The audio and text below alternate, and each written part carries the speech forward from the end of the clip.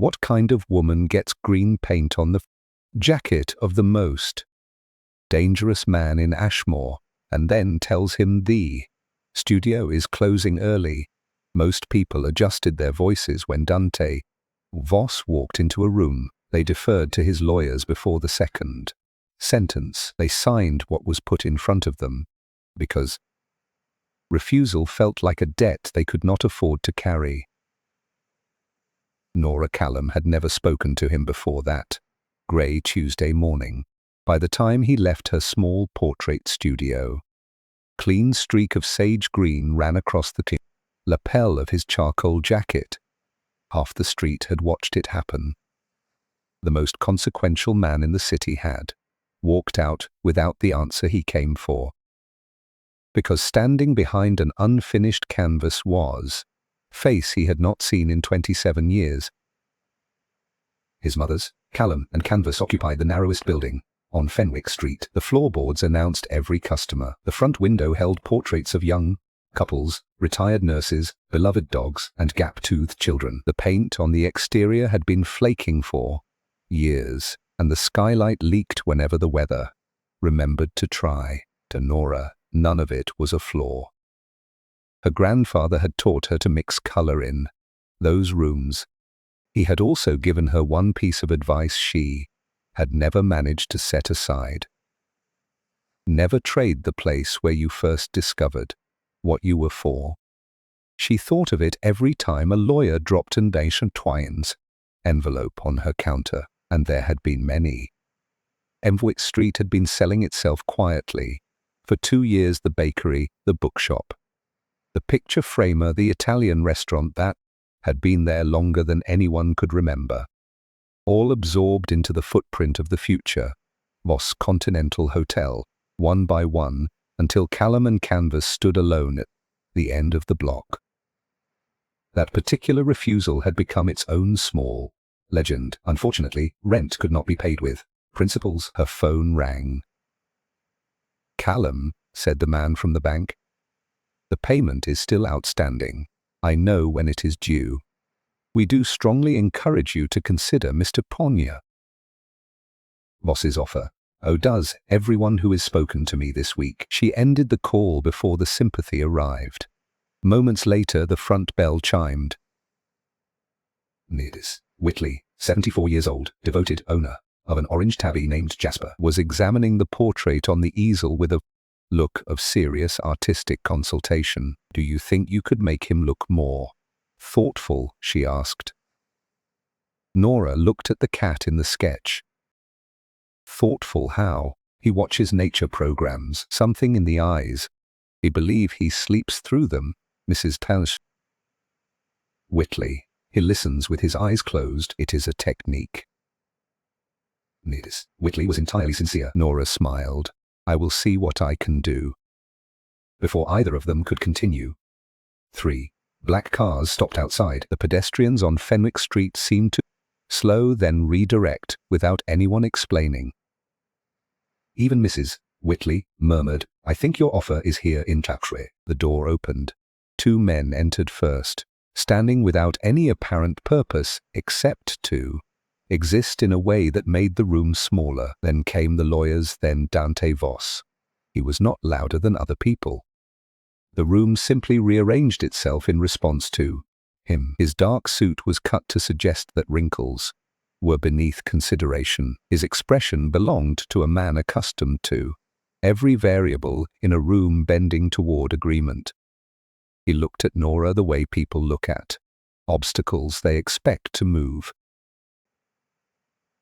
"Oh, so you are the one who has been holding this up." Nora set down her brush and wiped her hands on a paint-stained cloth. "And you are the one who has been buying up the rest of the street." The lead lawyer produced a folder. "Callum, this is a final and considerably improved offer from our client." She did not take it. "That is what the last 4 said. This one reflects a significant increase." "I'm sure it does. You could close comfortably. You would have the financial freedom to paint without commercial pressure." "Paint without commercial pressure now. It won't be possible for much longer." Dante stepped forward, just one step, the kind that suggested he was not accustomed to waiting. Would like this resolved today.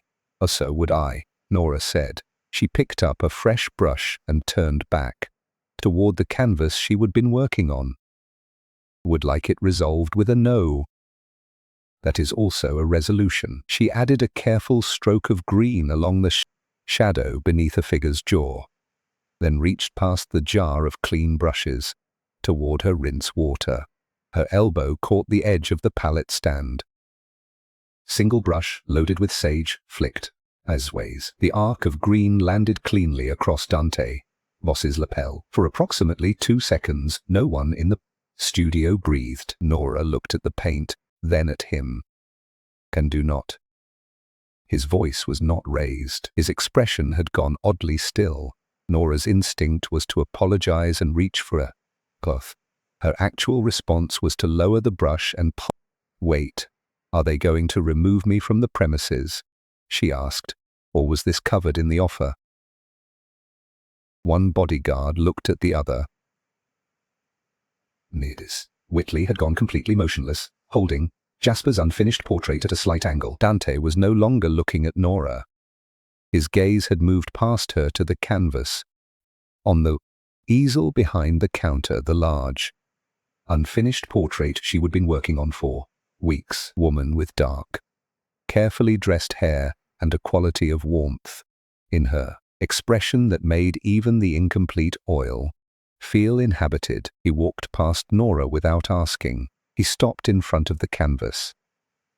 His right hand rose almost to the surface before stopping. Something about his face had changed entirely. The composure was still there technically, but the man behind it had become someone else. Where did this come from? His voice was quieter than before. Nora studied him. He had walked in looking like a verdict. He was currently looking like a question. My grandfather's study, she said. He started it from a sketch he made years ago. He never told me who she was. He said she deserved to be remembered properly. Dante stared at the woman's unfinished hands. Rough outlines, no detail, no context. My family looked for every image of my mother after she died. We thought they were all gone. Nora did not move. Apparently he kept one. I want to buy it. Had a feeling you were going to say that. And named a number that had no business being. Spoken in a studio with peeling windowsills. Today, can arrange the transfer immediately. His lawyers looked at each other. It seemed the word had been used once already, this morning, which was apparently some kind of record. This belongs to my family, Dante said. The control in his voice had shifted from professional to something closer to genuine. It belongs to my grandfather's unfinished work, Nora replied. I'm not selling it. Name a price. She looked at him steadily. You do not actually want the painting. You want authority over what it makes you feel. Those are different things, and money only solves one of them. The room was very quiet. You do not know what this means to me. But acquiring it won't give you back. As 27 years. After a long silence, Dante looked at her with an expression she had not seen from him yet. Not calculation, something closer to assessment. Will return tomorrow. Feel free, Nora said, but maybe bring a jacket you are less attached. He came back the next morning without the convoy. No lawyers, no security visible from the street. He wore a dark grey sweater and trousers, which still somehow communicated expense, but at a volume the studio could absorb. Nora was already at the counter with 2 cups of coffee when he arrived. He looked at the cups. You expected me. You are apparently a man who follows through. She pushed one toward him. The mug read, competent enough to be hired. And examined the text. Is this how you welcome customers? It is how I welcome people who need to relax. He accepted it. The offer is not what I came about, he said. Good. She gestured toward the painting on the easel. Come and look at the problem. She carried the portrait to the window where the morning light fell on it more honestly. She pointed to the woman's hands sketched in pencil, unresolved, not yet committed to any particular gesture or object. My grandfather's original sketch stops here. The face, the posture, the clothing, all finished, or nearly, but the hands are missing. Dante studied them. Why, he left a note.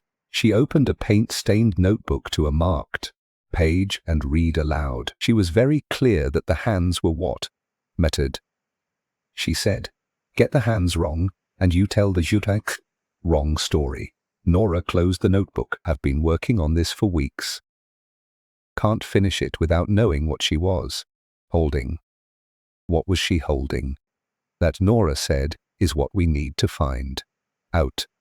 They searched for nearly an hour through the Billionaire sketchbooks her grandfather had left. Full shelf of them organized by year in a system that made sense only in retrospect.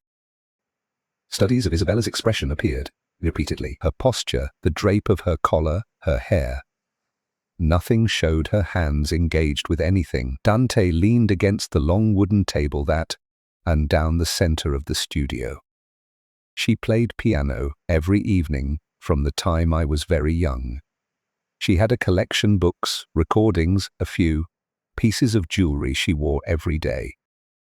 But primarily the piano. Nora stopped writing. Piano, why? Did your grandfather ever paint her while she played? I do not know. I never knew he painted her at all. He paused. Nobody in my family mentioned it. Nora made another note. I want to know what she was holding when she felt most like herself. That is the answer we are looking for. Dante watched her write. You investigate paintings the way detectives investigate cases. Detectives have much better record systems. She looked up. Would you be willing to come back? I think there is more in these notebooks that I have not found yet. And you might recognize things I won't. He was quiet for a moment. I want to make a different proposal. I'm listening. Give me 30 days. She frowned. That is my line. 30 days, he repeated. You are trying to save this studio. I know about the foreclosure. I know about the exhibition you have been planning. Her expression stilled. Won't touch the debt, he said. No phone calls to the bank. No new offers. No interference. I will give you your 30 days to fight for this place on your own terms. He held her gaze. In exchange, I want to understand who my mother was, not through documents or inheritance, through. He nodded toward the portrait. Help me find what belongs in her hands. Finish the painting. Nora studied him for a long moment. And if I lose the studio anyway, then you lose it honestly. That is what you want. You have been paying attention. Pay attention to most things. He extended a hand. Deal. She looked at it. There was still a faint trace of sage green on his jacket, she noticed. He had not had it cleaned. She shook his hand. Deal. But I have one condition. Already, and sat down. I need reference sketches for the family. A resemblance. He looked at the wooden stool beneath as skylight. I'm not posing. You are already doing it by standing there. And it goes faster. He sat with the particular reluctance of a man who had not been told where to put himself in some time. Do not move. 4 seconds passed. His phone lit up on the counter where he would set. Thin paintbrush tapped his wrist. Not hard, deliberately. I said, do not. That was urgent. Oh, is this? He left the phone where it was. Another 40 seconds, another notification. Another tap. This is becoming a pattern, he said. The pattern is you moving when I have asked you not to. How long does this take? 2 hours if you cooperate. Considerably longer if you do not. He exhaled. You run a very unusual studio. We call it Tuesday. Girl named Maisie arrived midway through the session, 8 years old, there with her grandmother for a birthday portrait. She stood in the doorway examining Dante Voss with the frank appraisal that children apply to everything and adults learn to hide. Why do you look like you are expecting bad news? Even when nothing's happening, she asked. Nora answered before the silence could become awkward. Some people have a very distinguished resting expression. Maisie's grandmother pressed her lips together. Dante looked at Nora. Distinguished, he repeated. You have been insulted more creatively by professionals, she said. You will survive, Maisie. Genuinely might not. But there was something in his voice that had not been there an hour before. That afternoon, Dante insisted on helping with customers. It produced immediate and unexpected results. 2 people accepted portraits they were privately unhappy with rather than raise any concern within 20 feet of him. Mem collected a commissioned painting that was lightly too dark and declared it atmospheric. An elderly woman paid for a frame she had not ordered. The moment Dante stepped outside to take a call, both customers reappeared. Could we possibly discuss one small change? Nora looked at the door, then back at them. I suspected as much. When he returned, she said, "You are not a customer service asset." I thought I was being helpful. You were being present. There is a meaningful difference. People were agreeing with everything because disagreeing with you feels like a contractual risk. He looked genuinely puzzled. I did not threaten anyone. You did not need to. She handed him a stack of frames to carry. This you can actually do. As the days moved through the second week, something settled between them that had not existed before. Not comfort. It was sharper than that. More like the particular ease of 2 people who stopped pretending the other one was not interesting. Nora noticed that Dante remembered the names of every person who came through the studio, that he spoke to Mrs. Kreuzer's Whitley about Jasper as though cats' internal lives were a perfectly reasonable subject of conversation, that when 2 young volunteers came in to help hang a new display and could not agree on spacing, he did not override them. He handed them a ruler and let them work it out. Dante noticed things he had not expected, that Nora quietly added portraits of neighborhood children to the walls without charging their parents. That she stayed late not because she had to, but because there was always more to do, and she was not the kind of person who left unfinished things unfinished. That she apologized to chairs when she bumped into them. You said sorry to a stool this morning, told her one evening. It was in the way. You put it there. Then I was sorry we both made that mistake. He looked at her for a moment in a way she could not quite classify. One evening she found him in front of the portrait again, the gallery empty. The street quiet outside. She did not say anything about the painting. You carry it everywhere, she said. Do not you. He did not pretend not to understand. It does not feel like carrying. It just feels like something that is still. That does not go away, she said. You just get better at knowing where it is. He looked at her with something that had moved past assessment into something more careful. The old notebook turned up on a Thursday morning, inside a canvas sleeve she would missed on the high shelf behind the reference volumes, smaller than the others. And it's faded. And the spine held together with a rubber band that snapped when she touched it. Inside were sketches of a woman Nora now knew immediately, not portrait commissions. Practice studies, the same face caught in ordinary moments, eeling over something, laughing at something out of frame, sitting at an upright piano with her hands visible on the keys. Dante went very still beside her. She was here, Nora said, in this studio. She read the notes beside the sketches in her grandfather's hand. Mrs. Linden learns very quickly. Prefers pencil to oil, finds the pressure of oil less forgiving, Lyndon. I frowned. That was not her name. I know. I think she did not want to be recognized. Nora turned the page. More notes. Always asks about her son before she asks about the lesson. She turned another. Says she wants to surprise the boy when he turns 18. Won't say more than that. Dante lowered himself into the nearest chair. 18 was my birthday, he said. She died 6 months before it. Nora sat down across from him. She set the notebook open between them without comment. Inside the back cover, tucked behind a loose sheet of studies, was a single page with a preliminary sketch, larger portrait. The same woman, the same expression, and at the bottom, her grandfather's note. Put the key in her hands. Her son will understand when the time is right. The bottom corner of the page had been torn away. Ante stared at it. Something she hid. Logbox, a vault she kept important things. Or Nora said carefully. The note means something that is not a physical. He looked at her. Put the key in her hands, she repeated. What if she did not mean a key? What if she was thinking about what she played? I know keys. He did not speak for a long moment. Her piano is still at the house, he said.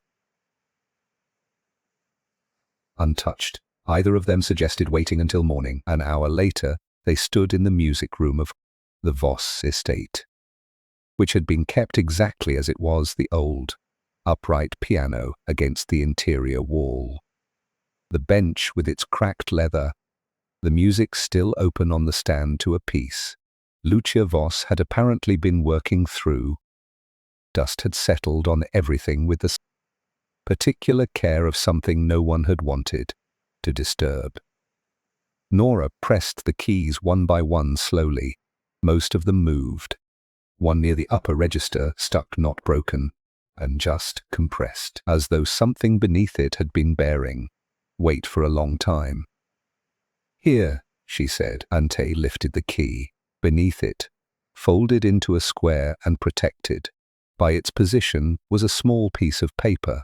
The handwriting on it was familiar from the notebook margins. He unfolded it and read, "Power will find you in every room you walk into.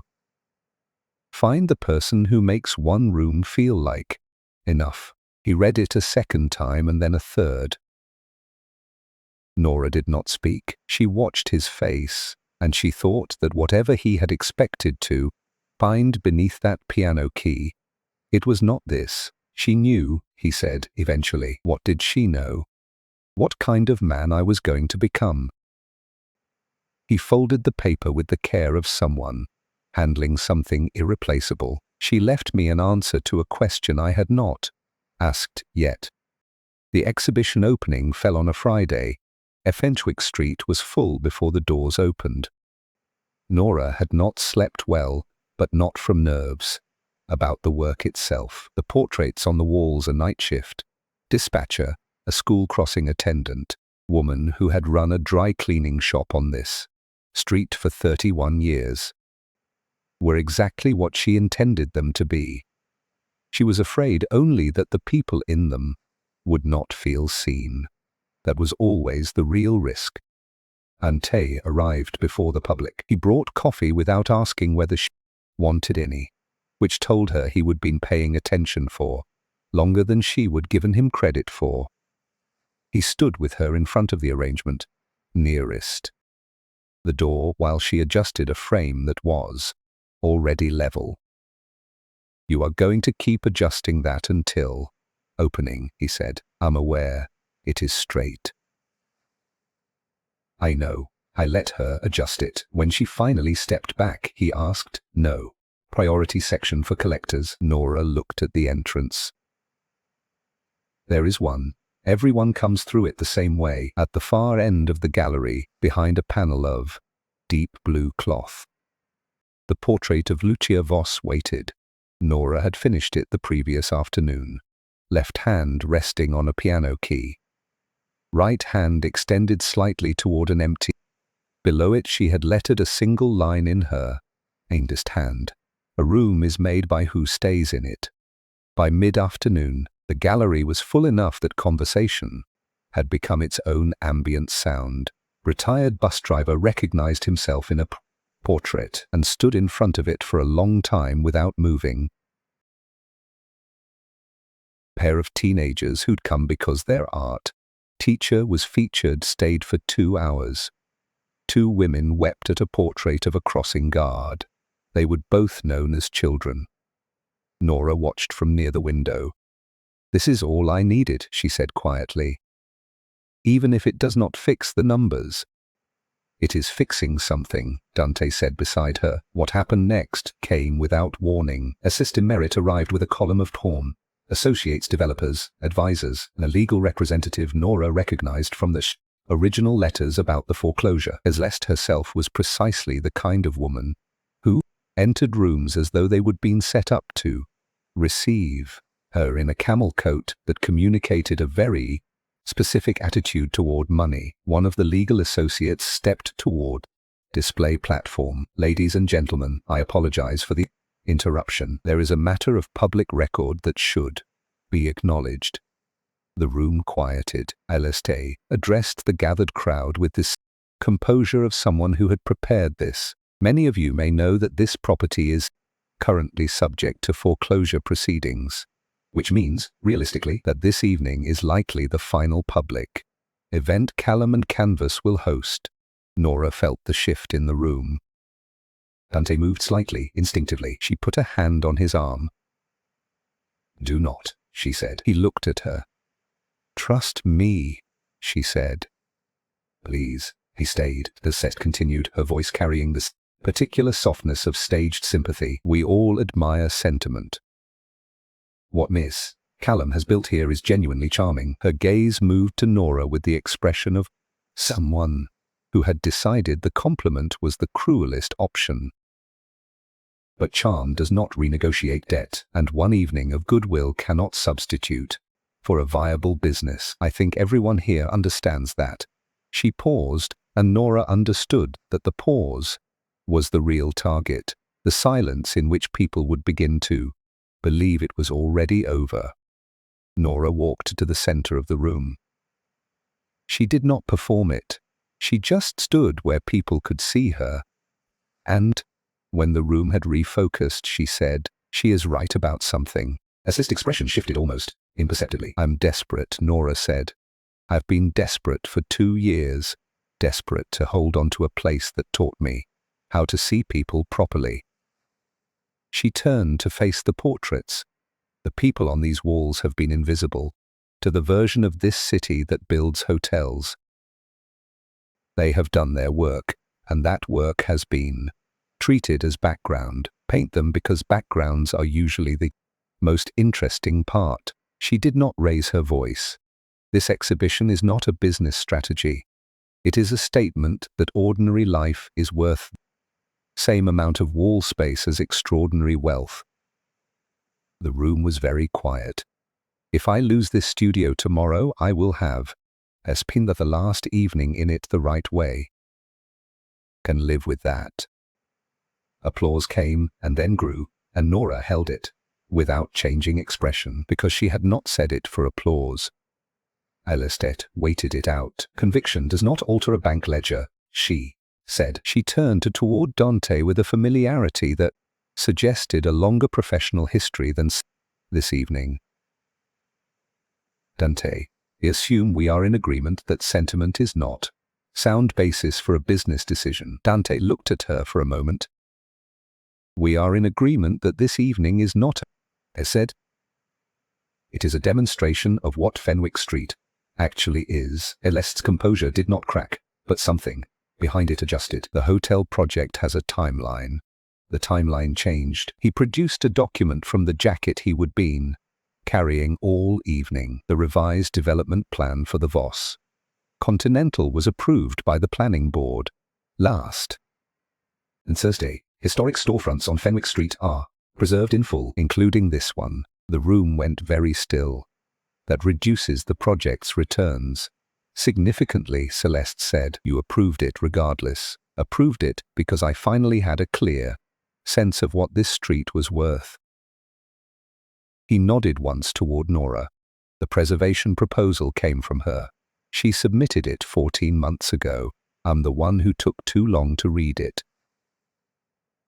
The applause that followed was the kind that does not start in one place but seems to happen all at once, throughout a room. Says something quietly to Dante that Nora could not hear. He answered, just as quietly, and whatever he said made her face go through 3 different expressions before settling into stillness. She gathered her associates and left with the quiet, particular efficiency of someone who has decided that departure is the best remaining option. After the room had resettled, Nora walked to the blue cloth at the end of the gallery. Dante stood beside her. Ready? She asked. Close enough, he said. She drew the cloth aside. Lucia Voss looked back at the room with her quiet warmth, one hand resting on a piano key, the other extended toward the empty chair. Room is made by who stays in it.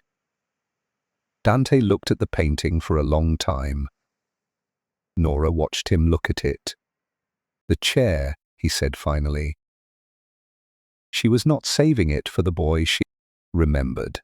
She was saving it for whoever came after. That is what I thought, Nora said. He was quiet for a moment. Then he said, would you be willing to let me try to deserve it? Nora looked at him. She looked at the small trace of long-dried, aged green paint still on his jacket lapel, which he had still not had cleaned, which she had noticed every day. That depends, she said. He waited. There is going to be another painting lesson, and you have to stop apologizing to the palette when you mix the wrong colors. It makes the students feel responsible. I apologize when I have made an error. You apologize every 30 seconds. It becomes noise. The corner of his mouth moved, and she said, I choose the coffee shop. He nodded with great solemnity. Of course. Of course. That is not a negotiating position. That is a firm requirement. Understood. He offered his hand more carefully this time, as though the gesture meant something different than it had the first time they would made a deal. She took it. 3 months later, Callum and canvas was exactly the same. The skylight still leaked in heavy rain. The floors still announced visitors. Whitley still held the considered opinion that Jasper was becoming noticeably wiser, and Nora still found this impossible to definitively argue against. The only visible change was a bronze plate beside the front door. Effingwick. Street Heritage Property, City of Ashmore. Tourists photographed it occasionally. Nora had already stopped noticing it across the city.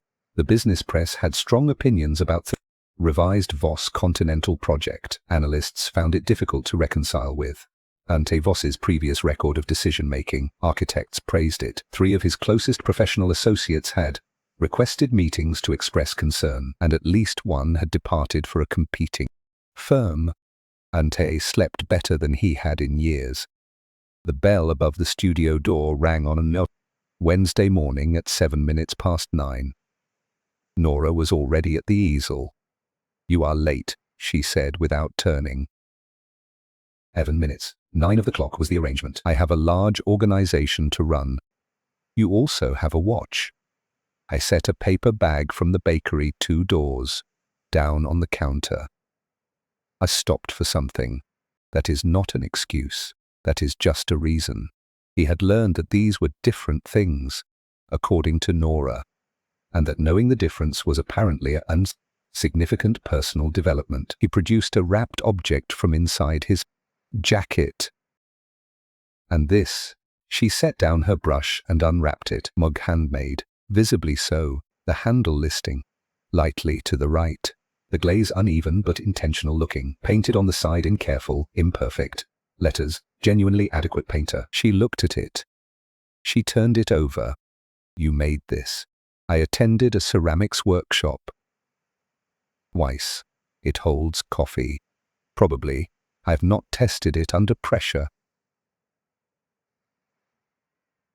That can't be true. It is now.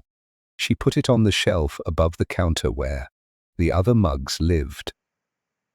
He watched her do it. The portraits, he said, and she turned to the new series on the side wall. 12 commissions he had quietly placed over the past month. His grandmother, 2 cousins he had grown up with, the woman who had worked the front desk at the Voss building for 11 years, night watchman who had been with the company since before Dante was born. You are going to run out of people you know, Nora said. Keep discovering I know more than I thought. He looked at the series. They look the way I remember them. Not the way photographs remember them. That is the point. She handed him the underpainting she was preparing. Hold this. I'm not. It needs a second set of hands while the ground dries. Just hold it. I held it. She worked around him. After a while she said, Your grandmother's one has been sold. He looked at her. To whom? Woman who came in last week. She said she would known your grandmother years ago, before either of them had much money. She said she recognized the way she smiled. Nora added a thin line of blue to the underpainting without looking at him. I hope that is all right. Yes, he said. Then after a moment, I did not know people came in looking for strangers' portraits. They come in looking for faces they recognize. Sometimes they find them in people they have never met. She took the painting back gently. That is what this is for. Saturday mornings were children's sessions, 6 to 10 years old, basic materials, no expectations except that everyone cleaned up their own workspace. Dante had begun attending. It continued to produce results that were instructive, if not technically impressive. Voss, said a girl named Petra, who was 7, and had very strong opinions about composition. You are pressing too hard. You are going to go through the paper. I'm applying consistent pressure. You are applying too much of it. Nora, from across the studio, she is right. I have it under control. The paper tore. Petra looked at him with the patience of a much older person. Did you want me to show you again? Yes, Dante said, with a sincerity that made Nora put down her brush and look at the ceiling for a moment. One evening after the studio was closed and the street had gone quiet, Dante arrived at the Voss estate with a small AVS key. He set it on the table in the room Nora had been using as a secondary studio. The small room off the back corridor, unremarkable by any measure, which she had gradually filled with north-facing light, reference books, the neighborhood children's paintings, and a long wooden table around which people had begun appearing for Sunday dinners. The room, he said. She looked up. It should be yours properly. Would like to put it in writing. She looked at the key. She pushed it back across the table with one finger. Do not need the key, she said. Already have the room. He smiled, not the diplomatic version, the real one that was quieter and happened more often than it used to. He reached into his jacket and produced a folded square of paper he would been carrying since the night they found it, under the piano key. He set it on the table between them. She would read it that night. She let him unfold it and let it lie there. Anyway, she knew exactly what kind of life I was going to build, he said. And she knew what would be missing from it. Nora looked at the room, the light from the courtyard window. The smell of oil paint and the soup someone had left warming on the small stove they would installed in the adjoining alcove, the low sound of conversation from the rest of the house where Sunday dinner was still being cleared away. People had started assuming they were invited. They were.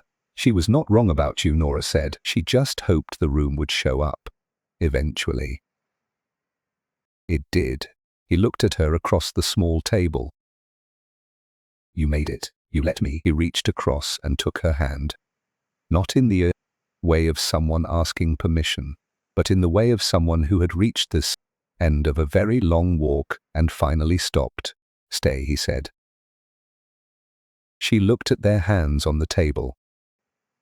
She looked at the note her own grandfather had, written, already framed, already hanging beside the door where everyone who came in would see it. She deserved to be remembered. "Only," she said, "if you stop sending lawyers to do the work of having a conversation, done, and you accept that Petra knows more about pressure and line weight than you do, that is demonstrably true. And one more thing. Of course, there is one more thing." She stood and walked to a covered canvas against the far wall, one she had been working on quietly for the past 3 weeks. She pulled the covering away. Dante looked at it and laughed. It was the clearest, most unguarded thing had seen from him, and it took longer to settle than laughter usually did. The painting showed him at a children's class, apron slightly askew, brush held at the wrong angle, a sweep of green paint across his left cheek. Petra beside him demonstrating patiently, while other children watched with barely contained delight. The title was already lettered at the bottom. "In Nora's careful hand, Ashmore's most hazardous apprentice." "When it is finished," he said, still laughing.